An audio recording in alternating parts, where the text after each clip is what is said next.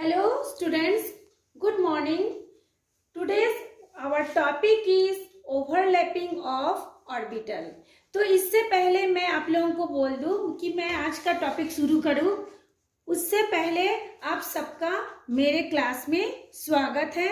जो first time मेरे इस चैनल को, मेरे इस क्लास को देख रहे हैं, वो इसको देखने के बाद यदि पसंद आ जाए तो सब्सक्राइब जरूर कर लीजिएगा, ताकि आपको घर बैठे ही ऐसे और भी वीडियो ऑनलाइन पढ़ने के लिए मौका मिले। तो आज हमारा जो टॉपिक है ओवरलैपिंग ऑफ ऑर्बिटल, यानी कक्षकों का अति व्यापन।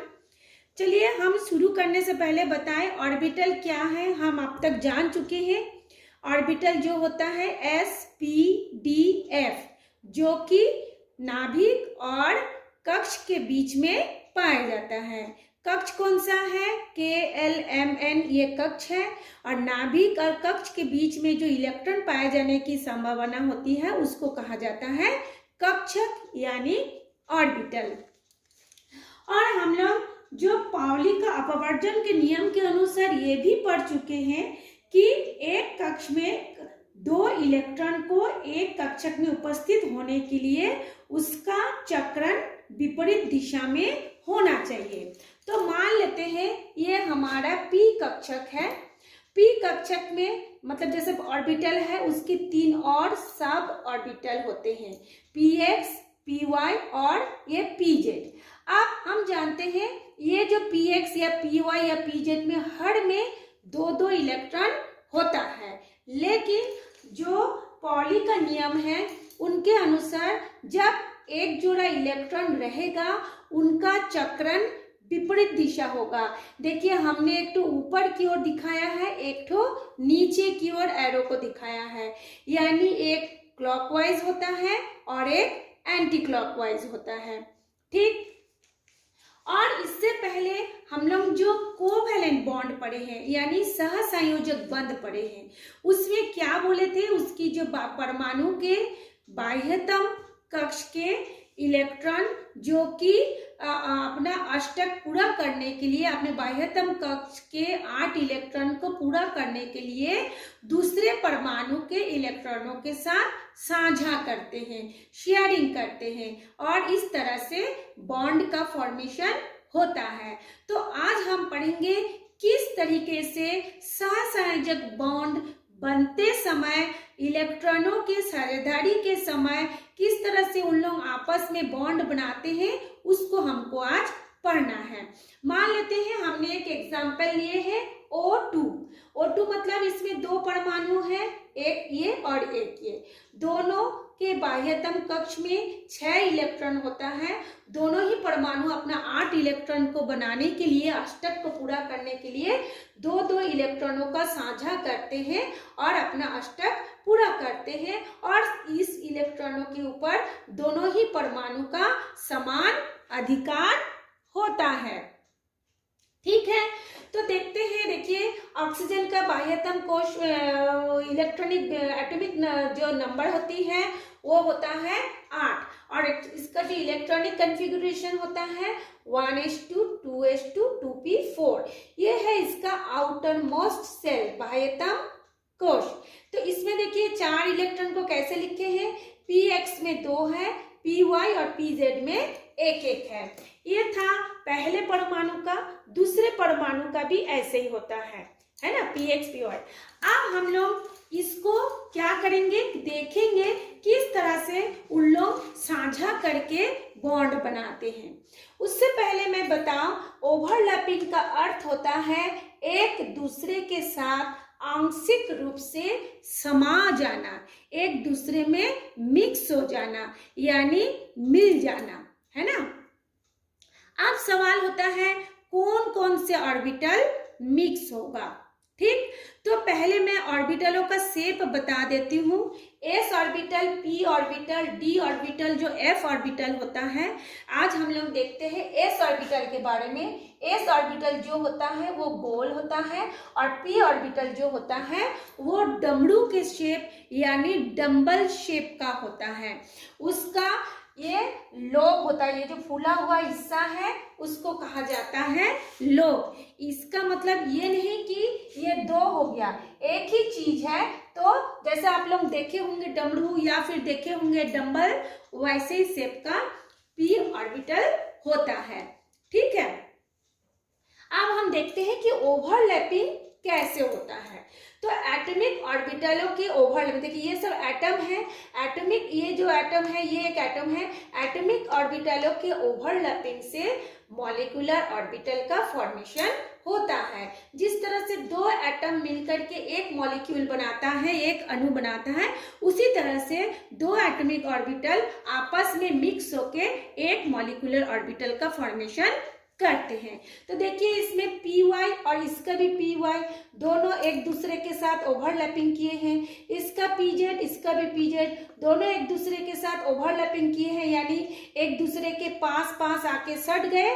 फिर उसके जो ऑर्बिटल है वो ऑर्बिटल एक दूसरे में थोड़ी मात्रा में समा गए, फिर एक नए बॉन्ड का फॉर्मेशन हुआ है। तो इसमें एक कंडीशन है। कंडीशन क्या है कि ऑर्बिटलों की जो फेज होगी, यानी इसकी जो स्थिति होगी, उसकी जो दशा होगी और उसका जो अभिविन्यास होगा, यानी उसका जो ओरिएंटेशन होगा, वो एक समान होना चाहिए। एक समान का मतलब क्या है, फेज का मतलब क्या है और अभिविन्यास का मतलब क्या है, चलिए हम बताते हैं। उसके बेसिस पर इसको फिर तीन टाइप के होते हैं, एक पॉजिटिव ओवरलैपिंग, एक नेगेटिव ओवरलैपिंग और एक होता है आपका जीरो ओवरलैपिंग।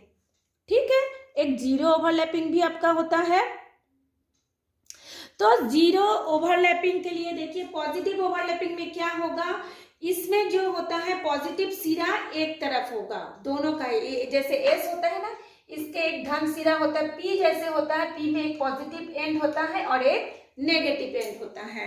तो दोनों का पॉजिटिव एंड एक समान होगा, तो उसको हम बोलेंगे पॉजिटिव ओवरलैपिंग।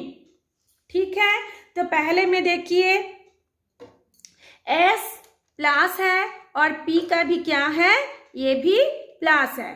ठीक है, तो दोनों ही प्लस प्लस होने के कारण इसको हम बोलेंगे पॉजिटिव ओवरलैपिंग। फिर उसके नीचे देखिए पी वाई पी जेड है और ये भी पी जेड है। ठीक है, तो दोनों का पी जेड होने के पॉजिटिव होने के कारण उसको हम बोलेंगे पॉजिटिव ओवरलैपिंग। फिर उसके बाद देखिए यहाँ पे पी वाई पी एक्स है, दोनों का पॉजिटिव एंड एक तरफ, नेगेटिव एंड एक तरफ, तो ये भी पॉजिटिव ओवरलैपिंग। और यस में भी देखिए पी वाई का पॉजिटिव एंड एक तरफ और नेगेटिव एंड एक तरफ, इसको बोलते हैं पी वाई। इसका मतलब क्या है, यदि पॉजिटिव या नेगेटिव एक तरफ हो तो वो होता है पॉजिटिव ओवरलैपिंग। ठीक है, इसी तरह से यदि पॉजिटिव और नेगेटिव हो, यानी एक धन सिरा और एक ऋण सिरा हो, तब वो नेगेटिव ओवरलैपिंग होगा। दोनों यदि सेम चार्ज के होते हैं तो वो पॉजिटिव होगा, दोनों यदि ऑपोजिट चार्ज के होते हैं तो वो नेगेटिव होगा। तो इसमें देखिए एक पॉजिटिव एक नेगेटिव, इसमें भी एक पॉजिटिव एक नेगेटिव, इसमें भी ये दोनों ऊपर का पॉजिटिव नेगेटिव, नीचे का भी नेगेटिव पॉजिटिव, इसमें भी पॉजिटिव नेगेटिव और नेगेटिव पॉजिटिव। जब इस तरह से दो अलग अलग साइन होगा तब वो होगा नेगेटिव ओवरलैपिंग, यानी इसकी फेज क्या है, इसकी ओरिएंटेशन क्या है। अब हम लोग देखते हैं जीरो ओवरलैपिंग। जीरो ओवरलैपिंग भी होता है, वो कैसे होगा, तो देखिए इसमें है एक एस ऑर्बिटल, इसमें है एक पी ऑर्बिटल। तो दोनों क्या होता है, एस ऑर्बिटल जो है पी ऑर्बिटलों के बीच में आ गया है, उनकी दिशा सही नहीं है। जिस तरह से इसमें देखिए उनकी एक निश्चित ओरिएंटेशन है, अभिविन्यास है, एक निश्चित दशा है, फेज है, इसमें ऐसा नहीं है, ये बीच में आके घुसर गया है, इसलिए ये जीरो ओवरलैपिंग होगा। इसका देखिए एक जो है पॉजिटिव नेगेटिव पी एक्स है, एक तो का सीधा है और एक क्या हो रहा है, दूर भाग रहा है, तो इनके बीच में भी कोई ओवरलैपिंग नहीं होगा, तो इसको हम बोलेंगे जीरो ओवरलैपिंग। ठीक है, अब हम लोग देखते हैं ओवरलैपिंग के टाइप्स, कितने प्रकार के ओवरलैपिंग होते हैं? ओवरलैपिंग 3 टाइप के होते हैं। अच्छा, ओवरलैपिंग के बाद मैं ये बता दूं, मैंने पहले ही बताया था ओवरलैपिंग का मीनिंग होता है एक दूसरे के साथ आंशिक रूप से मिक्स हो जाना। ये देखिए, ये है एक तो एस ऑर्बिटल, ये है एक तो एस ऑर्बिटल, क्योंकि एस ऑर्बिटल जो होता है वो गोल होता है ना। तो ये भी एस ऑर्बिटल और ये भी एस ऑर्बिटल, तो दोनों का कुछ हिस्सा देखिए, इतना एरिया एक दूसरे में समा गया है, इसको कहा जाता है कॉमन एरिया। कॉमन एरिया का मतलब क्या है? इस एरिया पर इसका भी अपना हक है और इस ऑर्बिटल का भी बराबर अधिकार है ना। और ये जो दोनों एक दूसरे में समा गए हैं, उस क्षेत्र को कहा जाता है अति व्यापन जोन, यानी ओवरलैपिंग जोन कहा जाता है। ठीक, अब ये ओवरलैपिंग 3 टाइप के होते हैं। एस एस ऑर्बिटलों के बीच में ओवरलैपिंग होता है, एस पी ऑर्बिटलों के बीच में ओवरलैपिंग होता है, और आपका पी पी ऑर्बिटलों के बीच में भी ओवरलैपिंग होता है। तो एट फर्स्ट हम देखते हैं एस एस ऑर्बिटल, मतलब दोनों ही परमाणु का ऑर्बिटल जब एस एस होगा। जैसे मान लीजिए हाइड्रोजन, हाइड्रोजन का एटॉमिक नंबर कितना होता है? 1। इस हाइड्रोजन का भी एटॉमिक नंबर क्या होता है? 1। जब ये दोनों परमाणु आपस में मिलेंगे तो इसका ऑर्बिटल क्या होता है? 1s1। तो s हमेशा 0 होता है, इसका भी क्या होगा इलेक्ट्रॉनिक विन्यास? 1s1, यानी इसका भी 0 हुआ, तो दोनों आपस में, इसका भी 0, इसका भी 0, तो दोनों आपस में एक दूसरे के पहले पास आते हैं, फिर एक दूसरे में थोड़ा सा हिस्सा एक दूसरे के अंदर घुस जाते हैं, यानी समा जाते हैं और एक ओवरलैपिंग क्षेत्र का निर्माण करते हैं। इस तरह से एक बॉन्ड का निर्माण होता है। जिस तरह से हमने कोवैलेंट बॉन्ड बोलते हैं ना कि इलेक्ट्रॉनों का शेयरिंग होता है, तो इसी तरह से इलेक्ट्रॉन एक दूसरे के पास पास में आके समा जाते हैं एक दूसरे को, उसी को कहते हैं शेयरिंग करना। माने अपना कुछ हिस्सा मैंने तुमको दिया, तुमने अपना कुछ हिस्सा इनको दिया, इस तरह से ये साझा बन गया, एक बॉन्ड बन गया, आपस में जुड़ गया। बॉन्ड का मतलब क्या है? जुड़ गया। तो इसको कहा जाता है सिग्मा बॉन्ड। एक और आता है sp ऑर्बिटल, है ना। तो sp ऑर्बिटल किसको बोलते हैं? जिसमें किसी भी परमाणु का एक s ऑर्बिटल दूसरे परमाणु के p ऑर्बिटलों के साथ ओवरलैपिंग करते हैं। हम लोगों का एग्जाम्पल हो गया हाइड्रोजन फ्लोराइड HF। तो हाइड्रोजन में कितने इलेक्ट्रॉन होता है? 1, 1s1। S कैसे होता है? उसका सिंबल गोल, तो देखिए हाइड्रोजन का हमने लिखा गोल। अब फ्लोरीन का एटॉमिक नंबर होता है 9। यदि हम उसका इलेक्ट्रॉनिक विन्यास देखेंगे, यदि हम उसका इलेक्ट्रॉनिक विन्यास, इसका 9 होता है ना, फ्लोरीन का कितना होता है? 9 होता है, 9। यदि हम उसका इलेक्ट्रॉनिक विन्यास देखते हैं तो कैसे लिखेंगे? 1s2, 2s2, फिर 2p5 हो जाएगा, है ना। तो ये फिर इन दोनों के बीच में आपस में फिर क्या करेंगे?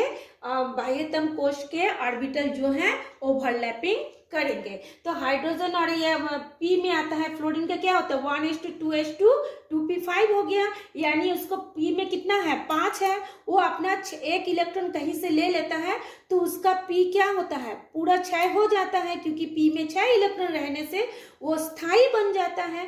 तो इन दोनों आपस में आके ये देखिए एक दूसरे में ये दोनों घुस गए, समा गए, इसका कुछ हिस्सा इसमें घुस गए, इसका कुछ हिस्सा इसमें घुस गए। तो इस तरह से जो बॉन्ड बनता है उसको कहा जाता है सिग्मा बॉन्ड। ये है आपका s ऑर्बिटल और ये है आपका p ऑर्बिटल। तो sp ऑर्बिटल के बीच में ये सिग्मा बॉन्ड बन गया और उसका एग्जांपल है हाइड्रोजन फ्लोराइड अणु का बनना। Third one is pp overlapping, है ना, यानी अति व्यापन। ये जो ओवरलैपिंग होता है ये फिर 2 प्रकार के होते हैं। एक होता है कोएक्सियल, यानी समाक्ष। समाक्ष का मतलब होता है समान अक्ष। तो कोएक्सियल, और एक होता है साइड वाइज। तो सामने हम समाक्ष में देखते हैं, देखिए P और P के बीच में होगा, इसमें कोई S नहीं रहेगा। तो एक P और ये दूसरा P, दोनों एक दूसरे के पास आए, पास आने के बाद क्या हुआ, एक दूसरे के साथ समा गए, जुड़ गए, सिग्मा बॉन्ड बनाया। इसका एग्जाम्पल हो गया फ्लोरीन, है ना। F और F परमाणु आपस में मिल करके F2 मॉलिक्यूल का फॉर्मेशन किया, है ना। फिर फोर्थ जो आता है side wise overlapping. Side wise का मतलब होता है पार्श्ववर्ती, यानी जो किनारे किनारे से, साइड साइड से जो जुड़ता है। आमने सामने जब जुड़ता है तो वो हो जाएगा कोएक्सियल, और जब किनारे किनारे साइड साइड से जुड़ेगा तो वो होगा साइड वाइज ओवरलैपिंग। तो देखिए ये एक p ऑर्बिटल है, ये भी एक p ऑर्बिटल है, दोनों एक दूसरे के पास आके इस तरह से देखिए थोड़ा थोड़ा हिस्सा इसका क्या हो गया, जुड़ गया, है ना।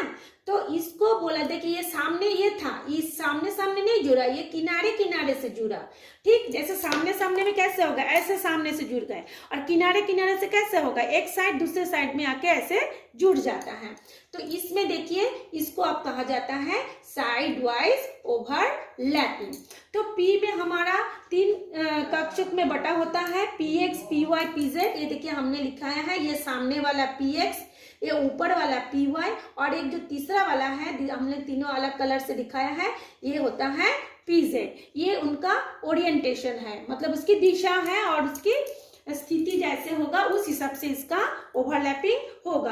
अब हम देखते हैं ये जो कोएक्सियल और क्या बोलते हैं साइड वाइज ओवरलैपिंग में डिफरेंस क्या है, अंतर क्या है। परीक्षा में पूछा जाता है कि समाक्ष अधिव्यापन और पार्श्ववर्ती अधिव्यापन में क्या अंतर है। तो चलिए अब हम उसको देखते हैं। देखिए ये सिग्मा बॉन्ड और ये हो गया आपका पाई बॉन्ड, दोनों में डिफरेंस। सिग्मा बॉन्ड क्या है, ऑर्बिटल के समाक्ष अतिव्यापन से बनता है, माने ये जो बॉन्ड बनेगा ये ऑर्बिटल के कोएक्सियल ओवरलैपिंग से बनता है, और पाई बॉन्ड जो होता है ये ऑर्बिटल के साइड वाइज ओवरलैपिंग से बनता है, जो अभी अभी हमने आपको बताया है।